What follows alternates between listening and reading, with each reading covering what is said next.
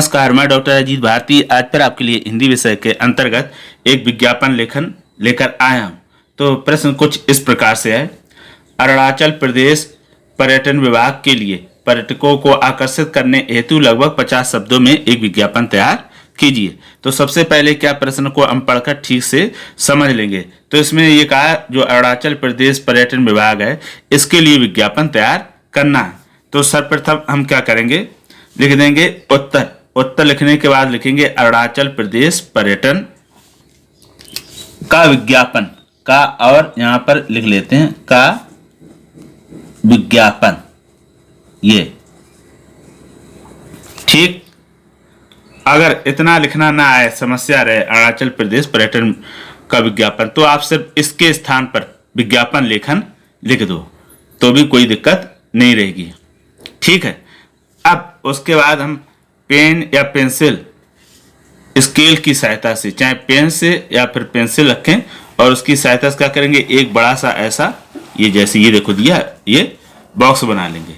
और ये नीचे जगह हम पता या जो विज्ञापन जिसके बारे में लिख रहे उसके बारे में हम लिखने के लिए जगह छोड़ देंगे, ठीक है।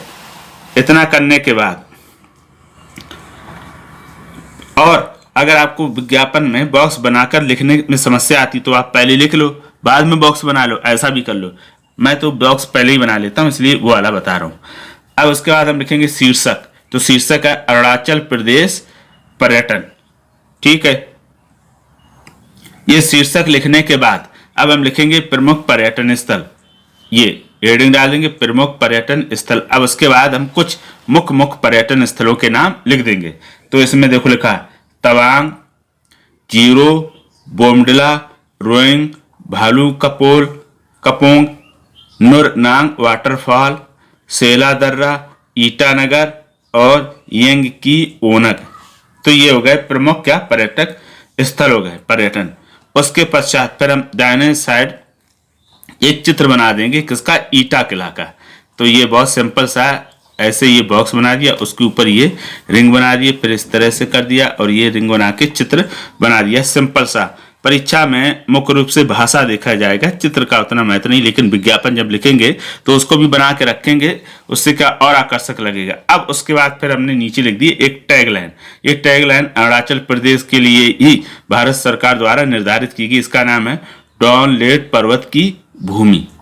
फिर अंत में लिख देंगे अरुणाचल प्रदेश पर्यटन विभाग, उसके नीचे लिख देंगे फोन नंबर। तो फोन नंबर है 830493, और ये हमने क्या कर दिया 4x बना दिए। ये x इसलिए बना दिए ताकि हम जब फोन नंबर लिखेंगे तो सही नहीं लिखेंगे, कब, जब हम परीक्षा में या कॉपी में विज्ञापन बनाएंगे। उसके पश्चात वहीं पर लिख दिए वेबसाइट हमने अपने मन से लिख दी, आप भी अपने मन से ये लिख देना www. फिर लिखा है ASAM tourism.in। तो इस प्रकार ये क्या होगा, हमारा विज्ञापन बनके तैयार होगा। अब पूरा विज्ञापन ये कैसे दिखाई देता है हम इसको एक बार और देख लेते हैं। जब हमारा पूरा विज्ञापन बनके तैयार हो जाएगा तो कुछ इस प्रकार से दिखाई देगा। ये देखो आपका पूरा बॉक्स दिख रहा, ये शीर्षक दिख रहा, ये चित्र दिख रहा, ये प्रमुख पर्यटन स्थल दिख रहे, और ये उसकी टैगलाइन दिख रही है, और ये क्या है पता और फोन नंबर, वेबसाइट दी है। तो ऐसा हमारा विज्ञापन बनने के पश्चात दिखाई देगा। अब इसमें कुछ सावधानियां और विशेषताएं हम सीख लेते हैं।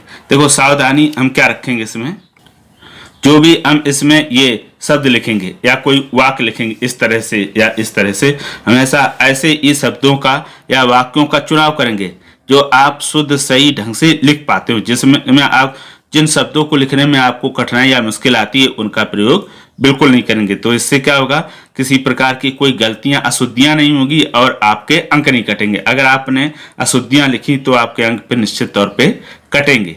तो अशुद्धियों से बचने का सबसे अच्छा तरीका, जो सरल और सही लिख पाते हैं उन्हीं का प्रयोग करें। अब इसका अभ्यास कैसे करें, सबसे पहले इस पूरे विज्ञापन को जो ये दिया है आपका, इसे देखकर कम से कम 2 बार बनाएं। कैसे, देखकर, ठीक है। जब 2 बार बना लें उसके बाद फिर तीसरी बार बगैर देखकर बनाएं और फिर मिलान कर लें, उसमें जो कमी रह गई हो उसको क्या कर लेंगे, दूर कर लेंगे। तो इस प्रकार आप दूसरे विषय पर भी अभ्यास कर सकते हो और बहुत आसानी से कम समय में विज्ञापन बनाना सीख जाएगा।